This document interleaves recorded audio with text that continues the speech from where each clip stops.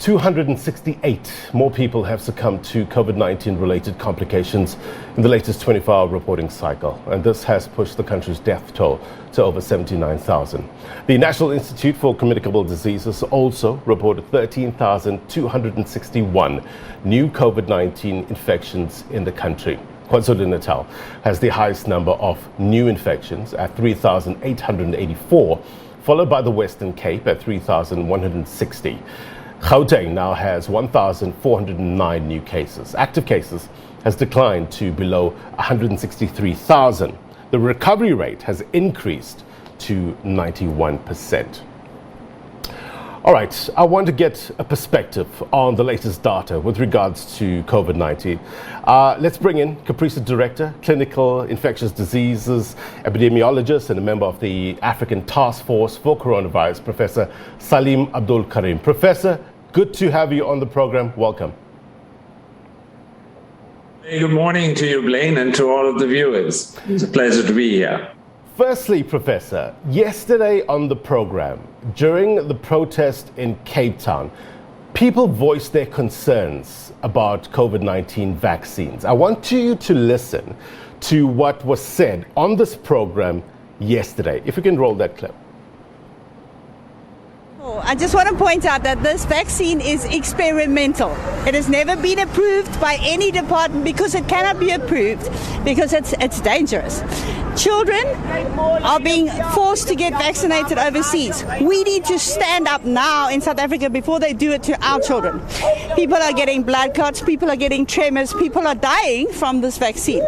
The man Bill Gates, who's been running this whole thing from the beginning, he patented the vaccine before there was ever a coronavirus. So he planned this, all right? So now we need to protect our children. More children die from flu than the supposed COVID virus, okay? So why are we masking our children? Do you know how damaging that is for a child psychologically and physically to have a mask on all day? Okay, we're breathing in our own carbon dioxide. We are harming our children. For what?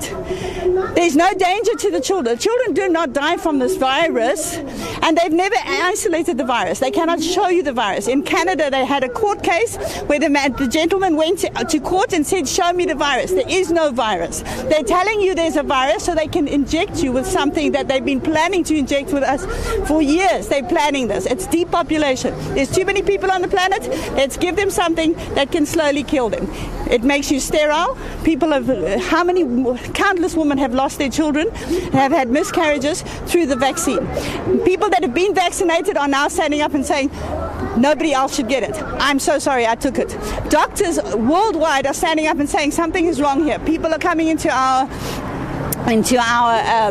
consultancies with all kinds of weird side effects. We don't know how to treat it. There's no protocol to treat this because it's in their genes now. It's mRNA is now making spike proteins in their body. They don't know how to fight it. Your response, Professor?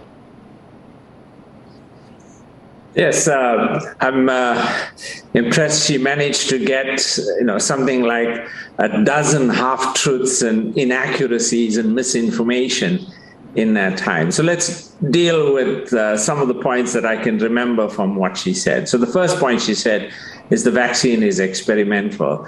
The vaccine is no longer experimental. It has been approved.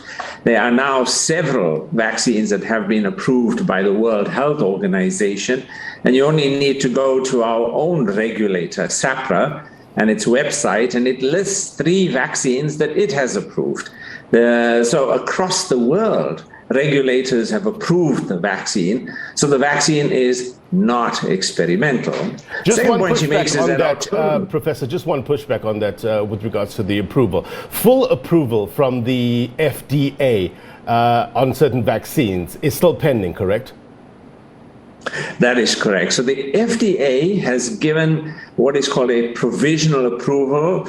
It's called an EUA. It's under emergency, and they take a lot longer to give a full approval. And from what I understand in the New York Times alert that I received on Friday, is that the FDA will be announcing on Monday its full approval of the 3 vaccines that are used in the US. which is the Pfizer, Moderna, and the J&J. But full approval of vaccines have been provided in the UK and several countries.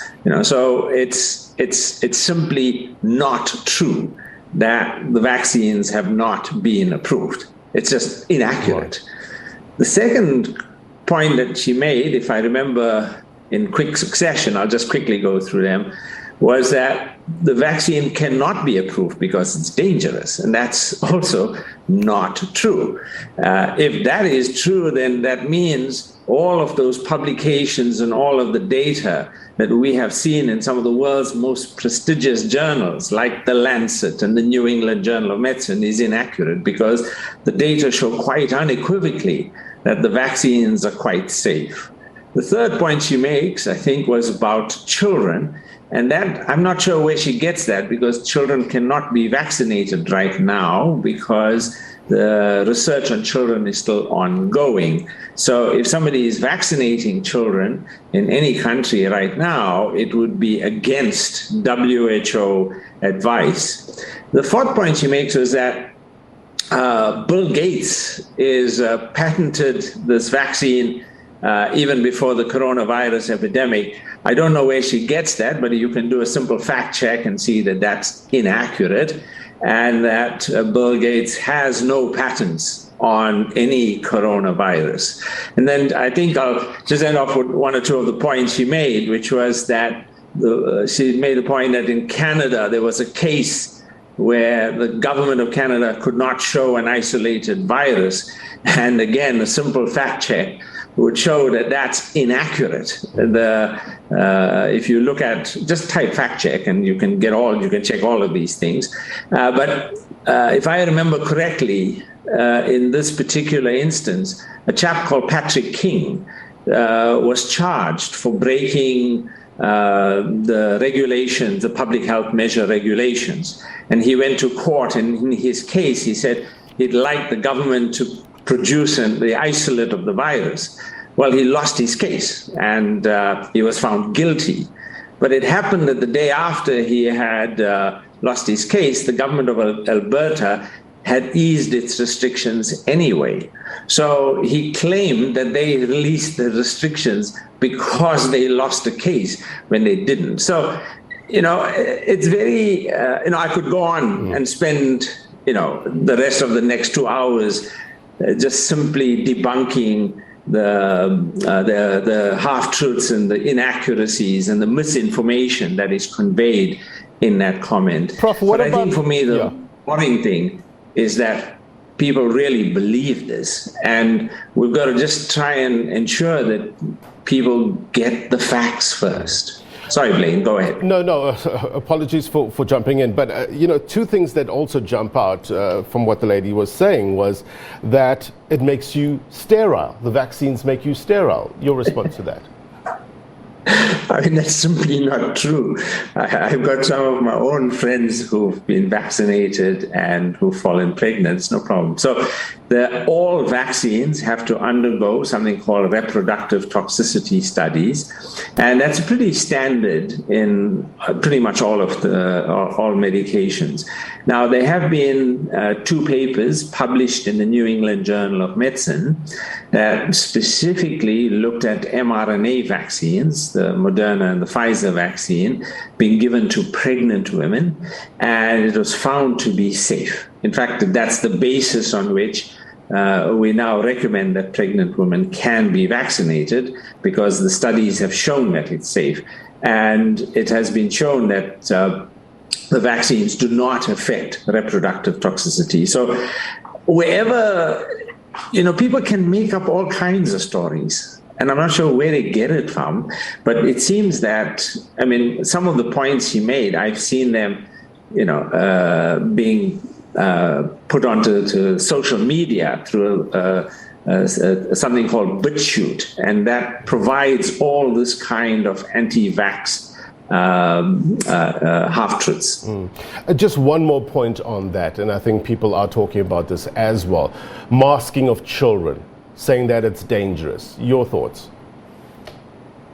So that's also not accurate. The WHO does recommend that children only be masked under certain conditions, and that's for a range of different reasons. And one of them is that they should be given time out in terms of using masks. And WHO currently recommends that for children below the age of 6, masking is not essential. Now, the issue about masking is about protecting yourself, but also protecting others. Now, because children are generally short and they will not expose adults in the same way, they are not regarded as a priority for masking. So it's widely used in that way. So her comment that masking is going to harm children and so on, that's not true. I mean, remember, Eastern countries like Japan, China, Korea, they routinely wear masks. Whenever they are sick, they just wear masks. It's got nothing to do with COVID. And they've been masking their children and adults with no significant effects. And now, Professor, there's serious talk, especially coming out from America, about a booster shot with regards to vaccines. Has the need for and timing of a COVID-19 booster dose been established? So there's some controversy in the field, and there are views in either direction on this matter. In my view, many scientists agree with this, and some don't, that one has to have pretty strong evidence. You have to answer the 4 key questions. The first is, those who've taken their vaccine, either 1 dose of J&J or 2 doses of Pfizer in South Africa, is it that they've had inadequate immunity? And we've seen in elderly, sometimes the immunity is not as strong as in younger people. But the second problem, and this is the main issue that's being raised, is that is there waning immunity? In other words, when you took the vaccine, is it now that your level of immunity is declining to a point that you are getting infected? And many people use the issue of Delta breakthrough infections as a reason for that. In fact, that's not accurate. And the reason for that is that you have to compare like with like. So if you compared whether Delta infections would occur in recently infected people versus people who'd been vaccinated a long time ago, then that would be an appropriate comparison. But the reality is that Delta, because of the nature of this variant, it can cause breakthrough infections to a higher degree than we are seeing with other variants. And that's been well described. We know this as a fact. That's not because of waning immunity. It's just because it's a different variant.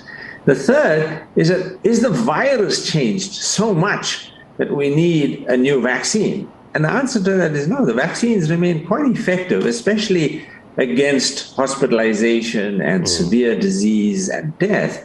They remain quite effective against all of the variants. And then the final question is, do we have clinical evidence? Do we have research that shows that if you give somebody a booster, does it protect them? Do we get better protection? And the answer is no, they haven't done those studies. We know that if you boost somebody, that you will get a short-term increased immunity, but it's short-lived and it goes back to where it was.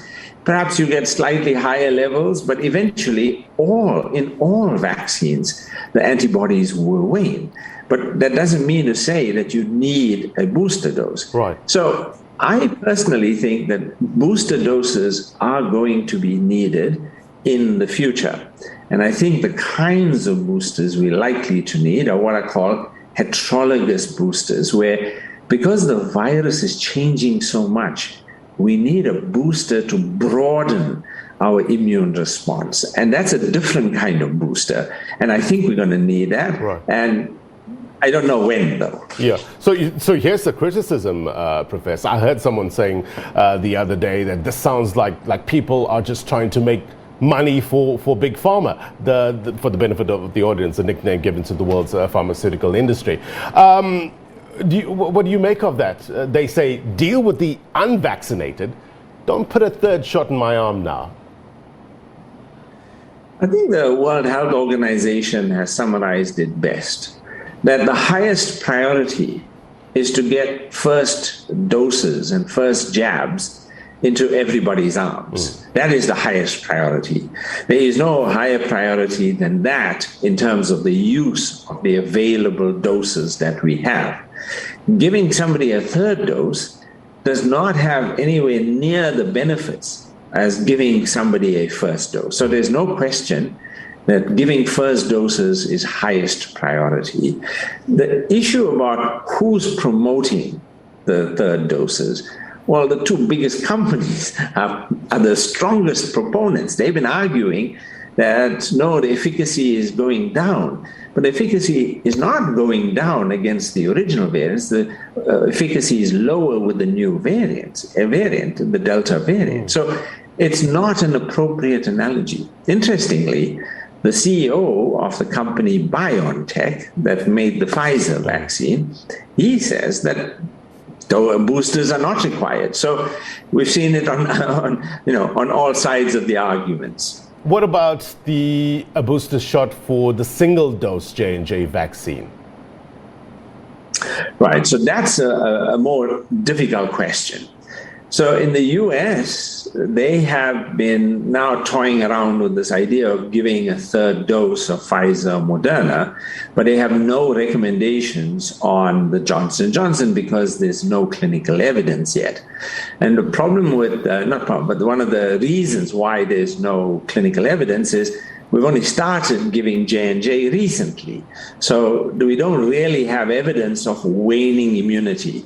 So with the Johnson & Johnson vaccine, what we have seen, and this has now been recorded in several studies, and our colleague Dan Baruch at Harvard showed this quite nicely, that the immune response matures over time with the Johnson & Johnson vaccine, that as you go out to month 2, the immune response and the affinity of the antibodies is better than at month 1. So we know that, at least in the short term, the immunity is getting better with time. We don't yet know what it'll be at 6 months because we don't really have people yet that we followed for that long to be able to answer that question. But in terms of waning immunity, no, we don't have any evidence for that.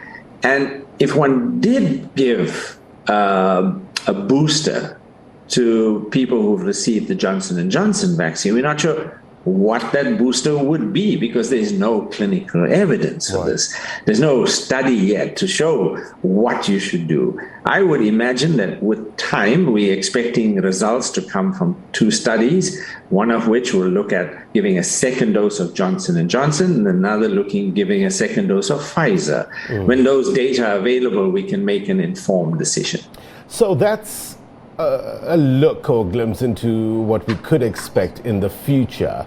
What about your assessment of where we've come from? To what extent was South Africa's response guided by scientific advice? What would you say? I think when we first were dealing with this virus, I mean, across the world, we didn't really know what was going on. We were all trying to grapple with this. And so I was impressed that the minister brought together a team of us, to start thinking about this problem and using the information we could gather to provide scientific advice and creating the Ministerial Advisory Committee. And when I think back to how our response evolved right from the start, it was guided mainly by science. And you can see, I did an analysis of the first year of advisories. We provided 119 advisories.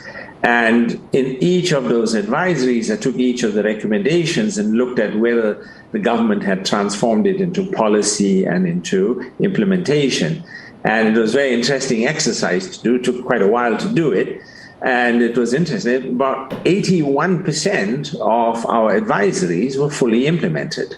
And about 4 of those 19 were not implemented at all, and the remainder were partially implemented. So that's a pretty good sign to me that much of what we advised was taken up and helped shape what our overall response was. Prof, I just want to go back to a conversation we had earlier on with regards to children. I want to talk about the variants that have emerged, in particular Delta. We were initially told that the virus causes a milder illness in children, though, some have become pretty sick. But has things changed with the highly contagious Delta variant? Are more children getting more sick because of this variant? I think when we first saw the results of the vaccines in November last year, on the 9th of November, we were jumping for joy when we saw the results of the Pfizer vaccine trial. But a month later, what we saw was the situation of new variants. And since then, we've had 4 new variants of concern that have emerged: Alpha, Beta, Gamma, and Delta. And it's very worrying that these new variants are emerging because they have had a huge impact. They have led to new waves of infection. The Delta variant, in particular, has been quite worrying. It's been worrying because it transmits faster. And so what we have seen is many more people getting infected. And we are also seeing younger people getting infected to a greater extent. There's no clear evidence that the Delta variant is preferentially infecting or causing more severe disease in children. It's just that it's infecting so many more people, right, that there are now more children that are presenting to the children's wards with COVID-19. So it's unclear as to whether this is a disease that's worse in children or it's just presenting with more children with disease because it's transmitting more faster and to more people. And what about the impact of variants? What's it having on this pandemic? I think there we saw, when you think about the epidemics that we have seen, especially after the first wave in India, in Brazil, and in South Africa. Now, if you look at the first wave in each of those countries, you can see in India they had quite a minor first wave, less severe first wave. In fact, politicians in India were saying, they've conquered this virus because it didn't really impact much on them. Brazil had quite a severe first wave, and South Africa, we also had quite a significant and substantial first wave. But if you look at what the variants have done, and if you look at how the variants have impacted each of those epidemics, Delta caused mayhem in India. You can only just think back to the gut-wrenching, pictures we saw about its impact in India. The whole health system just couldn't cope. They didn't have enough oxygen. They didn't have enough beds. It really caused mayhem in India. If you look at what the Gamma variant has been doing in Brazil, it's led to a nasty third wave. And in South Africa, our entire second wave was driven by the Beta variant.